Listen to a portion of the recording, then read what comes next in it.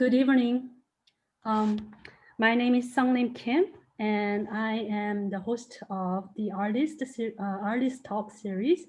Um, Today, I am very pleased to introduce our third artist of the Artist series, Seongmin Ahn. She's an active participant in the contemporary art scene in New York and East Asia.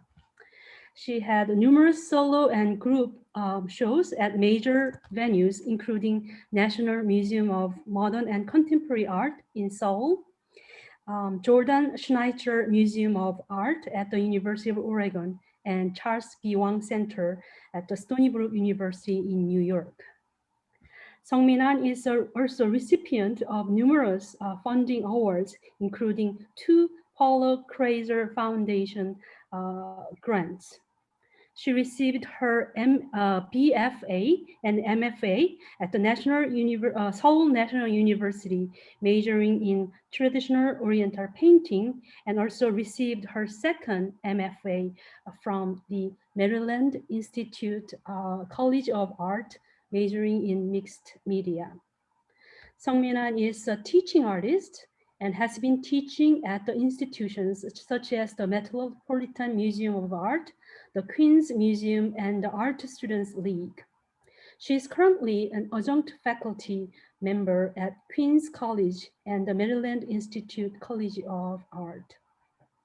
Her artwork has been reviewed in the numerous media, including the Washington Post, the Philadelphia Inquirer, New York Arts Magazine, the Baltimore Sun, the Plain Dealer, and many more. Seongmin Ahn's artworks begin with the traditional forms and themes, which she then extends into multidisciplinary and multimedia practices by adopting science, technology, and multiple cognitive models. So just for some of you who are not very familiar with Korean traditional painting, I'd like to have like a brief kind of introduction of Korean paintings. So please allow me to give a short introduction of Joseon paintings.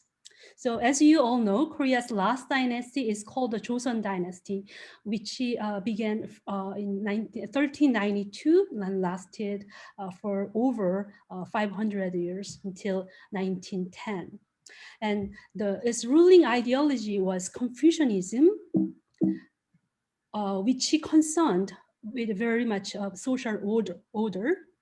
And so the relationship was very important. It was key to order. And it supported strong centralized government. So there were different classes. Largely, there were 2 classes. One was ruling class, and the other one was ruled class. Ruling class include the king and his family, royal families, and elites, okay, called Yangban. Okay, literally means 2 orders, and this include civil and military service officers. Right below them, there were the professionals. They were, foreign language interpreters, lawyers, medical doctors, account scientists, and court painters. Okay, they were called 중인 in Korean. Okay, so these are ruling class. And the ruled class include farmers, peasants, artisans, and merchants. They were the majority of populations, okay? And below them, there were base people who are slaves, entertainers, such as courtesans, female courtesans, and crowns, and butchers, etc. Okay? So please keep that in mind. During the Joseon dynasty, there were 2 large groups of painters. Okay, the first group were these amateur literate painters, and they were scholar officers. Okay, and they painted, as this name implies, painted for self-cultivation and not for money or for sale of their artworks. Okay, as opposed to these amateur literary painters, or called 문인화가, there were more professional painters who were often hired as court painters. Okay, and they painted for the court, decorative for decorating palaces, or making kind of documentary paintings and portraits of kings and other meritorious officers. Of course, there were other painters like Buddhist painting monks, itinerant painters, and women painters who were largely ignored, if not completely omitted in Korean art history. Okay, so the paintings that produced by amateur literary painters called the literate painting, or 문인화, and paintings done by these professional court painters were called court paintings. And these paintings were different in their painting mediums, subjects, and styles. Okay, so let's look at. So in other words, this literati or scholar painters, they were all calligraphers and poets. In other words, they know how to read and write, and they often compose poems. Okay, and they often didn't learn how to paint, but they can paint anyway because through their practice of calligraphy. Okay, and they sometimes learn how to paint through kind of copying the painting manuals, or painting books. Their painting mediums were monochrome ink and light colors on paper. Okay, so and they kind of limited themselves in subject matters into landscapes and full noble plants called the 사군자 in Koreans, include kind of virtuous kind of plants, include plum blossom, orchids, bamboo, and chrysanthemums. And their painting style was very subjective. On the other hand, the professional painters were professionally trained artists. And even though they know how to paint, they were often illiterate. In other words, they didn't know how to read and write. Their painting mediums, they painted in ink and colored them on paper, but mostly on silk. Their painting subjects include not only landscapes, but figures like portraits and beautiful women, etc., plants and flowers, still life, birds, and animals. Okay, and their painting style is objective and decorative. And now let's look at what these paintings were like. Okay, as you see, this is a painting by 19th century literary painter Kim Jung-hee, and this is the I don't know if you can recognize it. This is a orchid painting. Okay, and painting for literary painters were for self-cultivation and self-expressions. So very often the subject don't look alike. I mean, look like the real objects. Okay, in other words, they were very expressive and sketchy and somewhat abstract. And as you see that there is a painting surrounded by lots of writings and seals. Okay, so in fact, these writings don't kind of ruin the painting, but instead it kind of increases the value, and it gives a lot of kind of cultural biography, the story of the painting. So for art historians and curators, these writings are very appreciated and valued. And also you see these seals, and these are the seals of artists or other people who appreciate, who viewed the work. Usually they showed it around the circle of friends or the collectors or owners of the work. And you see here that the artist himself signed and dated the work and put his own seal. On the other hand, these core paintings are like this. You see it behind the throne, okay? And they are, as you see here, very heavily colored and often stylized and decorative and has full of symbols. Okay, so for example, this is the painting called uh, uh, what is it? The five peaks, sun, moon, and five peaks. Okay, 1월 5학도, and they symbolize king and queen, yang and yin, and a full symbol of like this five, peaks, four kind of officers surrounding this the central peak, which symbolizes king. And again, the symbol of longevity, the pine trees, waters, okay, and etc. So, and you see there's like no writing or seals. So we don't know the court painter, like the painters are usually anonymous and we don't identify them. Okay, so that was the kind of major two groups of artists in Joseon Dynasty. However, there was a kind of change occurred in starting late 18th and continued until 19th century. That was the appearance of folk paintings. Okay, so now the paintings, okay, before the paintings were produced for this ruling class, okay, by this ruling class, elite and court painters. But now paintings were produced for non-Yangban class, for these commoners, wealthy commoners, okay? And these paintings were done by sometimes court painters who would like to have some extra money outside of work, or itinerant painters who are not trained well, but they they went around the villages and painted for, money and staying there for and provided food, etc. Okay, so these paintings are derived from court painting.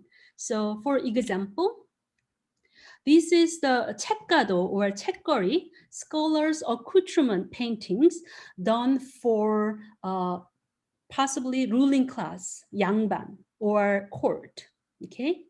And these are peony, 8-panel screens, peonies for the court, okay? However, these folk paintings include this 책거리 or 책가도 paintings, but much smaller in scale and not exactly kind of follow the some kind of linear perspective. Instead, they use kind of reverse perspective, which means they have kind of larger in the back. And so, or sometimes the books are kind of, upright for viewers to see it more clearly, okay? And so very often they have very auspicious symbolic meanings and they are decorative and has a sense of humors, okay? So you see peonies and another one is a 문자도, which is also called the ideograph. And some important Chinese characters, for example, this one is a filial piety and has decorations with a story of filial pious son inside the paintings. So that was my short and introduction of traditional Korean painting. I hope it helps to understand Seongmin Ahn's artworks. Okay, now before we have our artist presentation, I would like to show a 5-minute kind of video clips on Seongmin Ahn's, introducing her work and her techniques.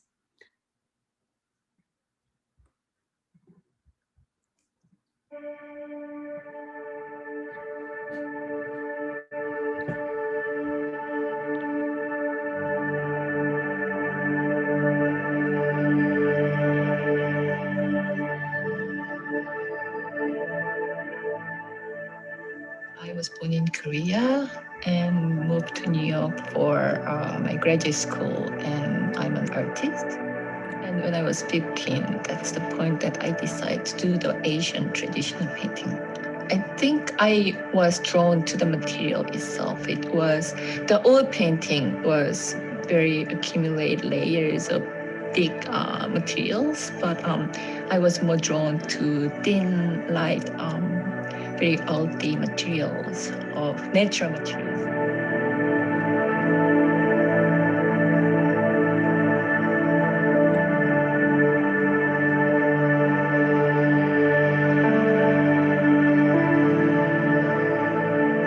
Main subject often comes from that Minhwa painting from 19th century. So I studied a lot of those and collect the images from there and try to use that in my painting.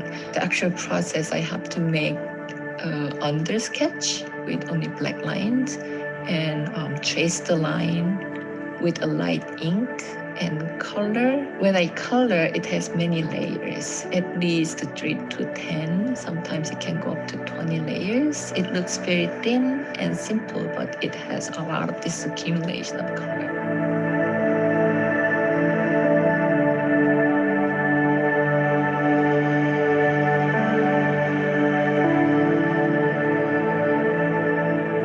As I keep going with, keep developing this painting, this test sheet will look more like this one, with original first layer color, and the second, third, fifth layers of the color with the new lines with the color.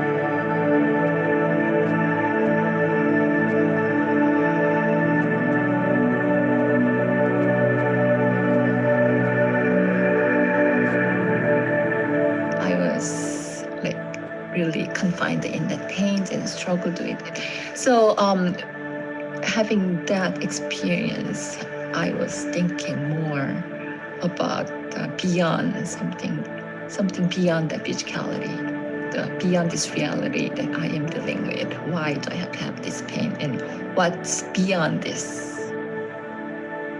This repetitive process really helps me focused on some activities that can take me to some different dimensions, so that I can forget the pains that I have, and also I can transfer that pain into something meaningful.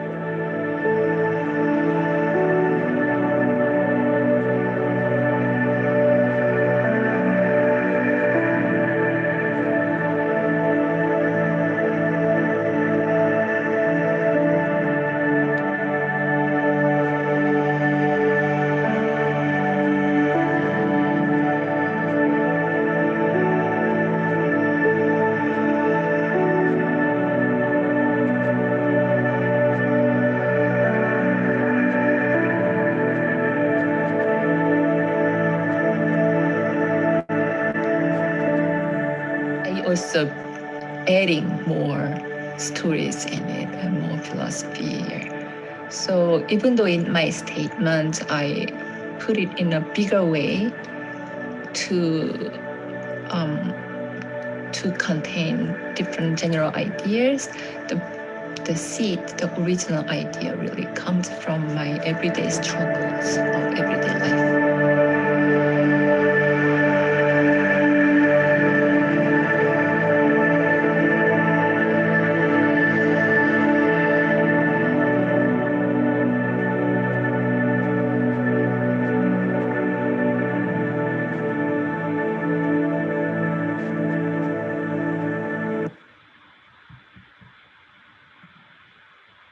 So now I would like to welcome our artist, Seongmin Ahn. Hello all. I'm gonna share my screen so that I can share. Oops.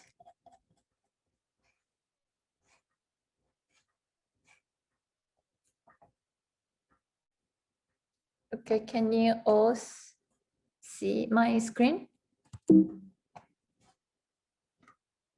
Yes. Okay, I'm often introduced as Minhwa artist, which I would never deny it or I never offended by it. Rather, I embrace with my two pronouns. However, I believe it cannot fully define me. While Minhwa is such a big part of my work, I have so many other areas that I am crossed over. I do create site-specific installation, incorporating science, concept, and technology, highly conceptual and philosophical. Also, surrealism is a big part. So defining and confining me into one category isn't enough to explain what I've been trying to do through my artwork. I just want to clarify my stance about what I am and what I've been doing. So since 1998, when I first came to US to go to graduate school, I struggled with chronic pain for about 10 years. It was intense and lasted long, which affected physically demanding art making process and my social life as well. During this time, I was devastated to think about reality and my reality with pain. And spirituality through multiple different channels. I believe it was both scientific and philosophical and spiritual search to understand what's going on around me. So during this time, I thought about life and death, real and surreal, hyperdimension through modern physics, Eastern philosophy such as Taoism and Zen Buddhism. I also did a lot of meditation and yoga practice to deal with my pain as well. The book. Actually, Seongmin, I am very sorry to bother you. But could you please use the presentation for me? Oh, sorry. Thank you. Sure. And the book Tao of Physics by Fritjof Capra was very mind-awakening book to me, which helped me connect different dots such as reality, philosophy, and science, and understand these as a whole and how things are closely related and intertwined and complementing each other. So during this time, I did minimal and conceptual installation a lot, and then at one point, somehow I recovered from my physical pain. I took back traditional painting again, and that's when I picked up Minhwa as an inspiration. So my works are artistic responses to critical events that I confront in my social and emotional and political life. The pieces are created in various styles since I strive for the best realization of each response. I have a wide spectrum of artwork from very minimal conceptual installation to very elaborate painting like this. And today I will focus on very few recent paintings inspired by Minhwa. So the image on the left is a replica drawing of Minhwa, 2 panels out of 8 panels. And one on from there, I created one on the right.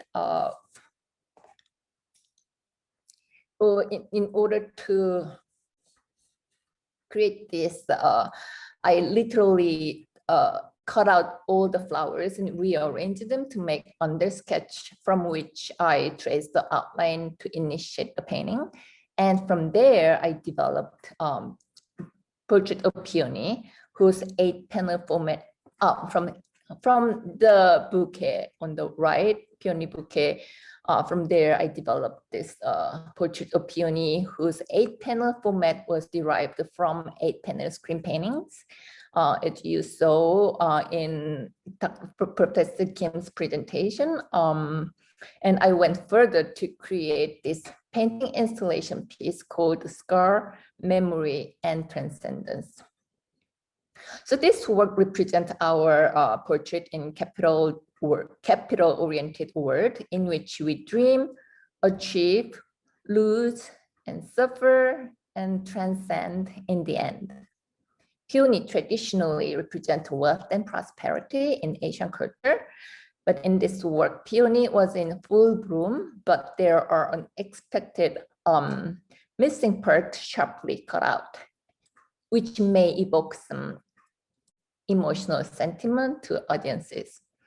While peony represents wealth and prosperity, in this work, I also conceptualized notion of that as well. That seems opposite of traditional symbolism of peony, but I see those two as inseparable pair that always go together, like yin and yang, or inside and outside, or front and back of a coin. So these are contrasting elements, but complementary each other, not contradictory to me. So notion of that you can grab from this work is, number one, the flower that are in full bloom, yet physically cut out and fallen onto the floor.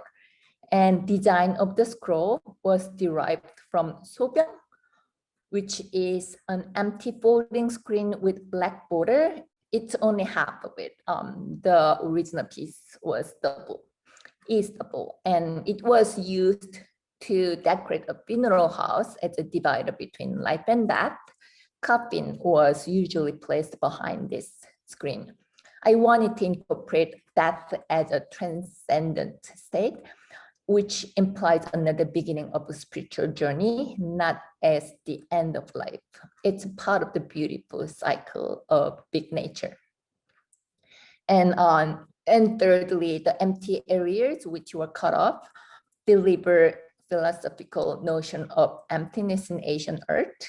As Lao Tzu says, in order to feel, one must empty oneself first.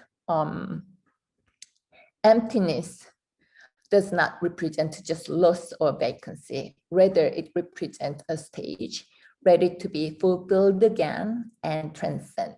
And I see its connection to that as well. And I want to represent that in this work as well. So through the process of developing this work, I chose traditional form of scroll to present my painting, and then deconstructed that by cutting out some part of it. And then I scattered the little pieces onto the floor to make this installation. So through this process, I challenged the traditionalism, creating new dialogue in the context of contemporary art. So all the visual elements here are from tradition.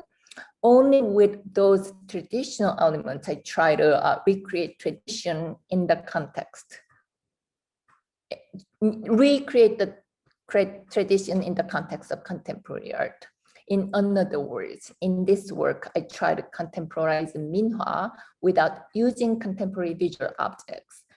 For example, I see a lot of some Minhwa painters just replace objects with Louis Vuitton bag or high-rise building, which are great. I don't criticize them. It's one way to talk about the contemporary. But in this work, I try to talk about contemporary without saying contemporary, if that makes sense to you. And next work is Aphrodisiac series that I'm going to talk about. Hearing the title Aphrodisiac, most people kind of laugh at it because it's such a poetic work, but I gave kind of raw and wild title. But when I discussed about the title with my writer friend, I found out it has second meaning of excitement as more literary expression. So I wanted to extend its meaning to spiritual excitement and spiritual arousing. So in this work, I present nature as food that provokes spiritual awakening. The understanding representation of mountains is very critical to understand my painting. Not only that, and the following more works come. In each of my work, the mountain form represent something different. Sometimes it represents myself, sometimes primordial nature, sometimes masculinity or philosophical thoughts, and etc. So in this work, mountains represent primordial nature that provokes excitement and spiritual awakening. There's also sexual aspect, which is rather poetically embedded. I asked myself about how deeply nature can inspire us physically and spiritually, and try to make deep connection, try to understand this, make deep connection between physical pleasure and spiritual fulfillment. And I also raised questions about the relationship between food, nature, and people. And noodles are, for me, it's very visually pleasing in their natural flow and connection with water in more poetic way. It looks a lot better than hamburger, I guess. They are also a very significant Asian dish. I chose the background color intuitively to evoke the emotions that I want my audiences to feel when they encounter each paintings, like joy or mystery or passion, etc. I'm going to talk about the segregation part, which Professor Kim's explanation will really helpful to understand. I juxtaposed the color painting tradition by literary painter color painting tradition by court painters and ink painting tradition by these literary painters, which were two very historically segregated genre. Ink painting was developed by highly sophisticated literary painters as mainstream art, while color paintings were mostly created by professional court painters with highly developed techniques. And these ink painters often kind of look down on the court painters because in their social rank, they were below them. And they were sort of leading the artwork with a philosophy and all those information and education. In my painting, mountains are depicted in a traditional manner. Traditional ink painting manner, while other motifs such as water and noodles are rendered with color painting techniques. Thus, I suggest the unification and balance of contrasting elements. So it's very tricky and complicating process to combining these two, because the technique, process, and mindset for both the styles are very different. You may think one can paint one area with color and the other area with black and white, which is a lot simpler in oil painting or acrylic. But in Asian traditional painting, ink painting and color painting have totally different mechanisms to accomplish.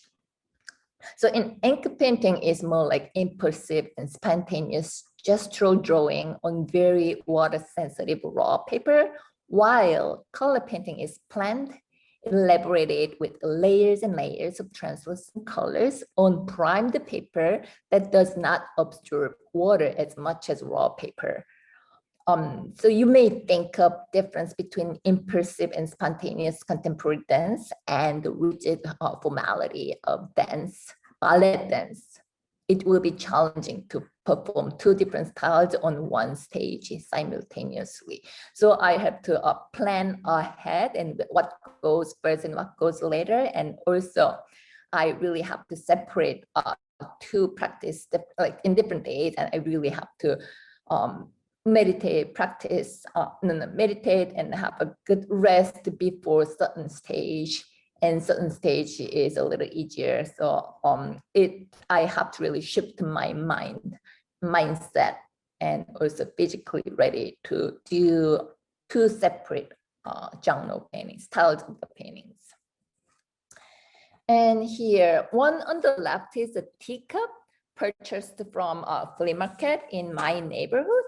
And the wood piece on inside is the what I picked up from nearby neighborhood. And one which will I will be the main subject in the following paintings coming. And one on the top right is a kind of typical landscape painting from 18th century by Seongmin Ahn. It's only tiny part of it. Original piece is really, really long. And mountains, my mountains, kind of modeled from this kind of traditional painting with historically typical brushwork.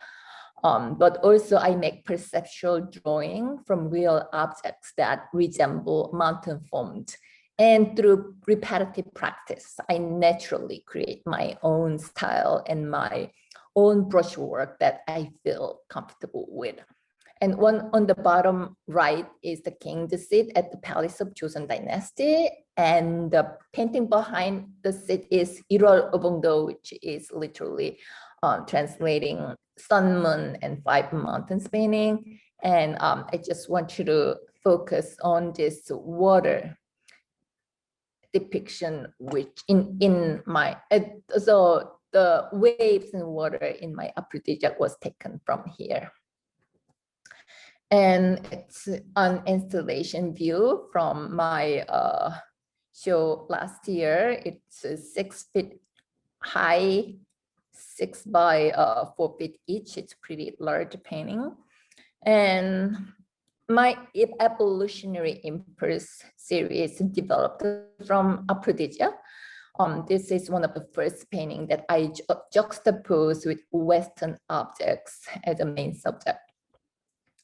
And in this work, the mountain represents my own impulsive motivation. Unlike the poetic or philosophical notion of mountain in Asian landscape painting, these self-reflective mountains imply passion, provocation, and defiance. Yeah, defiance. So I feel my vision is grand journey between small teacup to the macro universe. Sometimes I zoom in and then all of a sudden I zoom out, making micro to macro, macro into micro. There are huge side reversals, like enormous mountains are growing out of a tiny teacup, but a tiny teacup became gigantic to encompass the enormous mountains. Either way, it was fun playing around with my imagination, and I am always excited when I'm working on it. And this is another installation view from the same show at the Korean Culture Center in New York. And this is a little detailed shot of the installation piece on the wall in different location, from different location. This is called the Voyage. In this installation, mountains escaping from in between traditional books stand for myself or rigid ideas confined in a conventional framework, but going through transformational experience. So I think that just tells my wish. And another series that I'm going to introduce is this 책가도. It's more like books and things with a reverse perspective that I borrowed from this old traditional painting and also some tweets from linear perspective.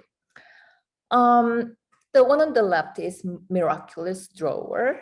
Perceiving reverse perspective is critical to understand this work. As you can see, the front of the drawer is smaller and back of it is bigger. The vanishing point is located in front of the picture plane, like exactly somewhere here, not the back here, which is opposite of linear perspective. My response was fundamentally influenced by Asian philosophy and culture, but cultivated through interaction with West methodology. In other words, philosophically, I used Korean reverse perspective, but technically I reversed linear perspective. Because the vanishing point is located in front, of the picture plane, space in the back is larger than in the foreground. So hence, the inside of the drawer can suggest infinite space. And one on the right is developed from this work called Its Inside is Bigger Than Its Outside. The title is a quote from Chronicles of Narnia. I read this book with my daughter when I was raising her. I read all her book from like age 2, 3 to up until 12, until she kicked me out of her life as she's becoming a teenager. So in this book, kids from reality went into different dimension of Narnia through a wardrobe. And then within Narnia, they went into another dimension through a hut. And I love this multi-layered dimensions, another dimension of heaven set up within a dimension of Narnia. And also the movie Inception has multi-layered dimensions of subconscious. They kept going into subconscious of subconscious of the subconscious. I was really I'm very fascinated by this idea. And in my work, there are also different dimensions coexisting together. The structure is a little different, but it's still like multi-dimension. I try to incorporate those multiple dimensions in my paintings. So drawer represent one dimension, and inside of the drawer is another dimension, and water comes out of the drawer, creating another dimension outside of the drawer. And also by removing diagonal lines that define the three-dimensionality of this furniture, I deconstructed the rigid form of a rectangular drawer and created another surrealistic dimension by adding the landscape here. So in my artistic statement, I noted about this work as seemingly two different worlds which are inherently interconnected, finally become connected each other by action of opening a drawer. And this is another piece using the format of iconography of books and things. The title, Voyage into Hyperdimension. I used the dual perspective with two vanishing points in this painting. As you can see here, one vanishing point behind the picture plane here defines the area painted with traditional paint, traditional Asian color paint, and the other point in front of the picture plane defines the area of fluorescent paint. This automatically implies diagonal lines converging toward two different vanishing points, which generates this diamond shape in between, and I call it conceptual in-between space. It's a nexus, sort of a channel that connects two different disparate visual reality with two different perspectives. And this work also incorporates aspects of science and technology. So curved space-time concept of curved, I borrowed curved space-time theory to depict cloud pattern outside of the bookshop. The image on the top left corner is a diagram that explains curved space-time. In modern physics, the space is not straight. It's distorted or wraps around massive objects with huge gravity like planets. In other words, massive objects are the one that causes space to bend this way. Space-time tells matter how to move, and matter tells space-time how to bend. So they are interconnected and interacting each other. So coming back to my work, the cloud patterns warp around here and there. These cloud patterns warp, distorted and warp around, warp around the clusters of mountains. With this depiction, I give immense gravity and importance to mountains. This also implies an expansion of thought into macro-universal imagination in vast space. So physics is about a world of unknown and mysterious. Thus, it strongly appeals to me as a spiritual word. And another aspect is technology that I want to point out. And I used luminous fluorescent paint along with Asian traditional matte paint to emphasize the contrast between two different worlds with two different perspectives and to create a surrealistic atmosphere. I exaggerated this luminous effect by using UV light, dimming lighter and darker, which is programmed by Arduino software. This is a painting installation that I introduced an innovative way to present two-dimensional paintings, adding elements of time. It emphasized the viewer's experience of duration, pictorial depth, and my narratives as well. It amplifies, my narratives are there, but it amplifies more with this effect. Through this work, I explored the relationship between illumination and the perception of time. And another, it's the chair from same painting. I called it philosopher's chair.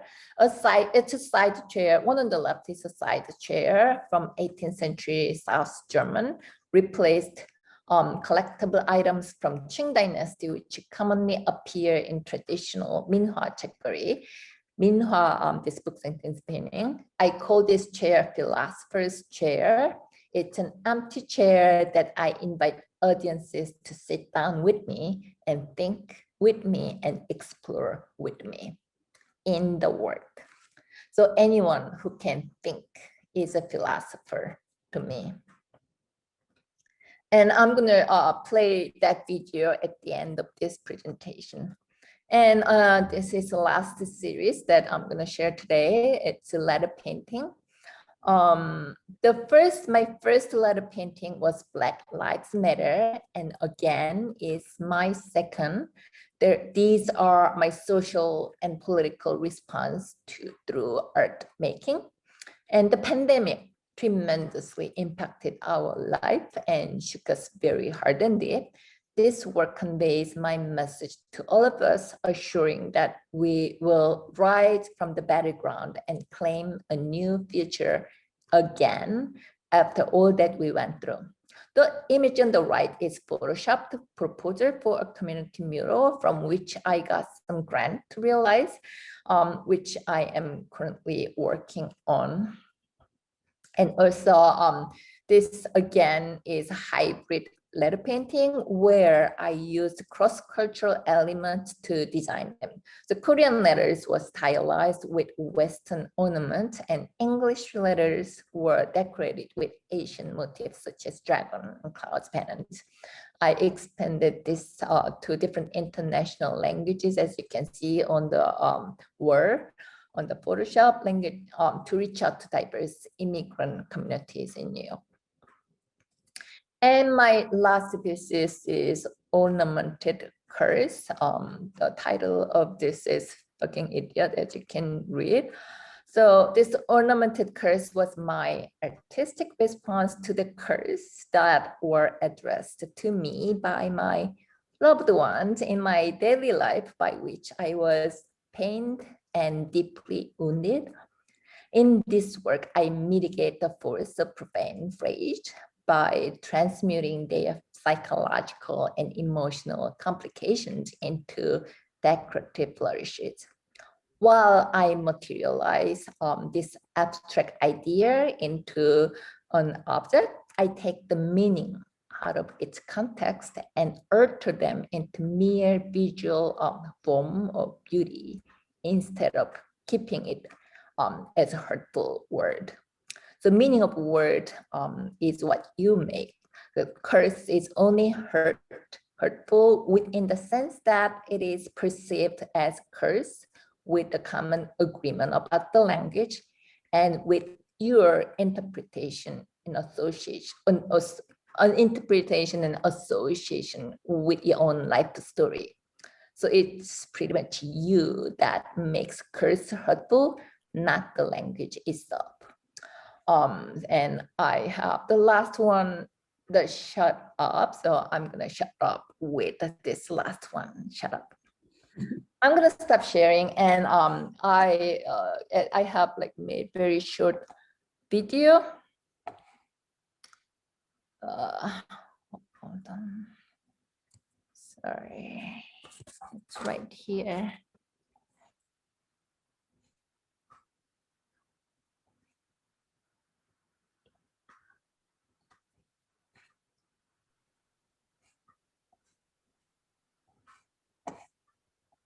Sorry, I'm gonna share it again. Here. 30 seconds.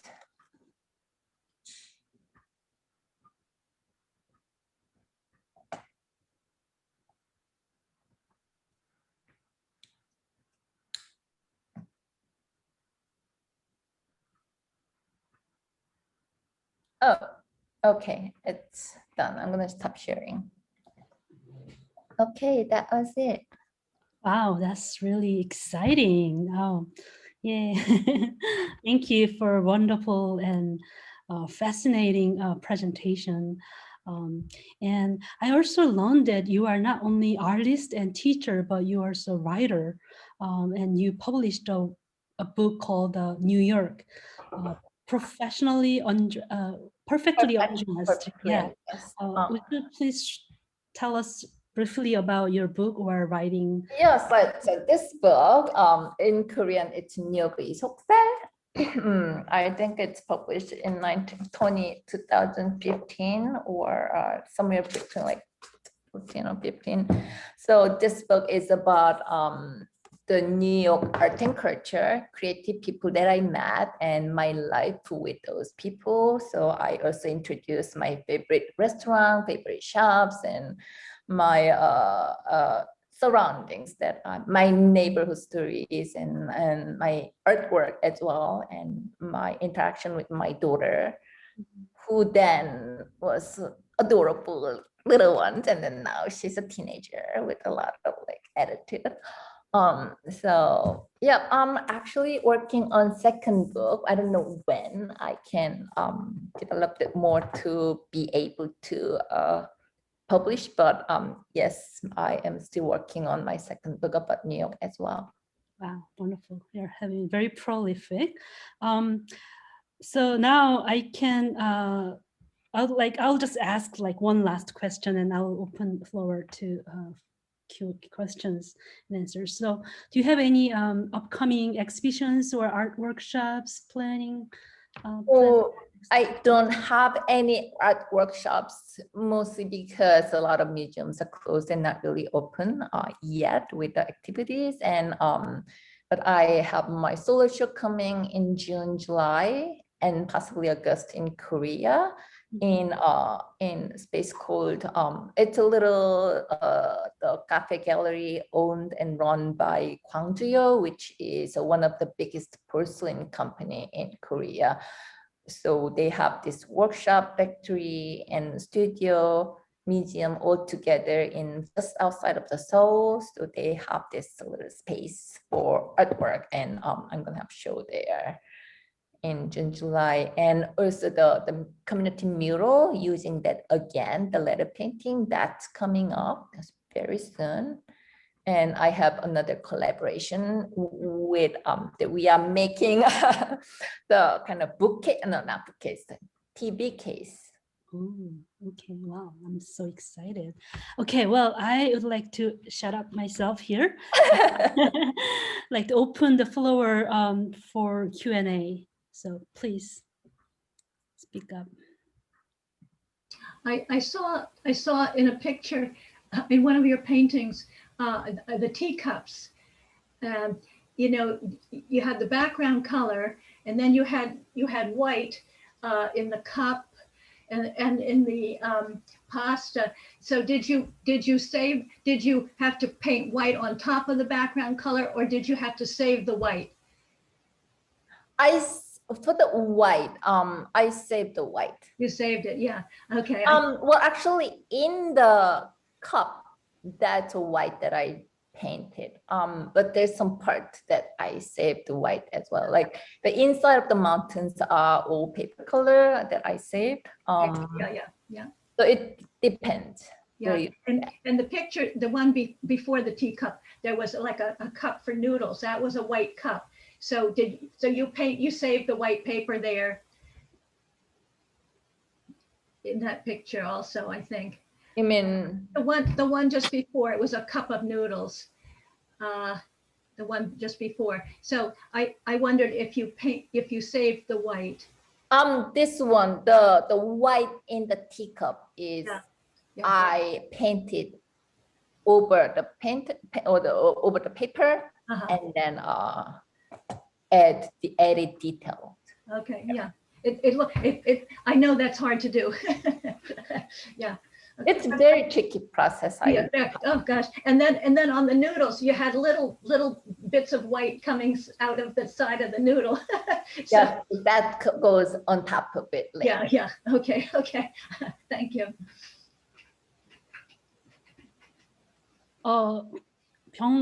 Yeah. You may have talked about this and I missed it, but you seem to use a lot of mountain fragments within a certain shape. Do you have some meaning using that particular shape? Or Well, shapes as an organic form, like really takes all different free forms. It's really up to me how I change the form this way and that way. But as I explained earlier, that mountain forms, I began kind of practicing from all different models of a mountain historically, and also practice a lot of different mountain stroke to different brush stroke to depict the mountains and all other natures. Like we have 부벽진 and 우점진 and 피마진, all different kind of this stroke, how to draw something. And I practice all that. And also I make perceptual drawing with some object that resembled mountain forms. It can be a piece of wood that I pick up from the street on park, and also someone's like old hands kind of resembles to the mountain form as well. So I kind of combine all of these, keep practicing, and then end up with creating my own style. yeah, but at the same time, you seem to have some arrangements of mountain fragments in a dynamic fashion, probably presenting some movements of some sort. Is that to kind of reflect the physical warps that you talked about, or Physical works, and what do you mean by physical works? you had in the physics diagram that you had the ball, and then the three-dimensional the space is warping in a circular some circular fashion. I just was curious whether there was some connection. The shape of the mountain itself is not directly related to the physics idea. It just takes free form. Right. Okay. But at one point you showed like a teacup with mountains in the teacup, and you said that the mountains were expressing defiance, and I didn't know if that was a traditional association or your private. I think it's my own interpretation. Professor Kim might know better for details, but from my understanding, there is no single mountain really represent defiance of it, because the fundamentals of Taoism is about like following the rule of the nature and listen to the rule of the nature, the mother nature. So defying is not a main subject in those, especially ink painting tradition. Because this literally painter developed this philosophy around the ink painting, and they were like they worship the Confucianism and also Taoism as well. So it's not very common to talk about defiance, I think. So I think it's more coming more from my own personality and my current situation that I want to defy. So yeah, I believe so, but I might have to research more about any exception it exists out there. Thank you for sharing your art. We really appreciate that. I'm wondering, how has moving from Korea, Seoul to New York City, how has that influenced you as an artist and your ideas and your influences? Or maybe the other question would be, if you stayed in Korea, how would your art have been different, perhaps? That's actually a very good question. So I believe I'm just evolving each time and with each interaction in each different situations. So I went to Baltimore, stayed there for 3 years for my graduate school, and then moved up to New York and stay here for almost 20 years. And the first 10 years was, I call it my blue period, because I was in such a huge pain and I was depressed, but still depressed and devastated, really struggled a lot with this pain. But the art was one thing that I was really holding on to. And all those like really shaped my life and my artworks. So all those really made me, and also to keep like very specifically talk about how New York and America shaped me differently. Maybe I became a little more funnier than before. I was very serious and philosophical, like nerdy kind of person. And then I think I am beginning to learn the American joke and American humor and incorporate that in my painting as well. And in Korea, I don't know, who knows? Maybe I might be more famous over there, or might be more settled in schools as a teacher or something, but who knows? I'm just focused on where I am right now and what I'm going to do next. Yes, Kang? This may be a personal question, but when you worked on the fucking idiot piece, did you have somebody in mind? Or you don't have to, if it is your friend, then you have to tell us. But I had somebody in mind myself, so. It's very private question. Yes, but that's someone very close to me that I cannot be away from. But my focus is not who spoke, who told me that word. It's not my focus. It's not about that. It's about how I accept that, how I take it, and how I interpret it and transfer into something else through my art making process. Okay. Really, 2 words I never expected to see at a KCSB event, but thank you for bringing it. Oh, with the shut up. No, a quick question. Favorite restaurant, favorite museum in New York City? Where do you go to get inspiration for yourself, if you go to museums at all? It's one of the hardest question I got. Metropolitan Museum, I guess. I used to work there as a teacher, as an educator, and I worked with more Asian wing, since that was my background.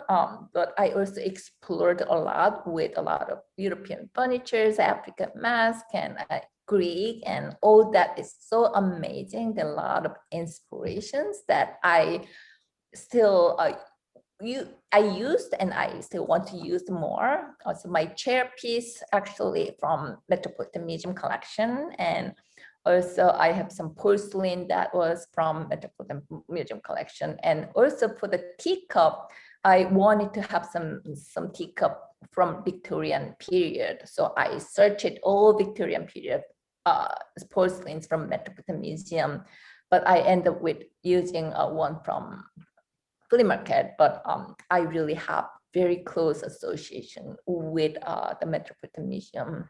I feel like it's my home. Okay, I think we have time for one last questions. Thank you so much for your wonderful presentation. I just have one technical question. You use mulberry paper, right? To start. And then I think you mentioned priming the paper. Is it? So what do you use to prime the rice paper? It's agyo. It's called agyo in Korean, but it's same substance as rabbit skin glue here. So rabbit skin glue has been used as a medium, and also it's been used a lot by bookbinder, and it's still used. And also their substance, the new chemicals, which is not water soluble. So I also use PBA, which is actually a substitute for rabbit skin glue. So those are the main medium, and also I use to prime the paper. So basically I have to coat the papers. Then it doesn't absorb the ink as much, but not fully. So after you are done with the painting, you mount it on the wood board, right? Wood panel, yes. Wood panel. So do you use some kind of adhesive for that?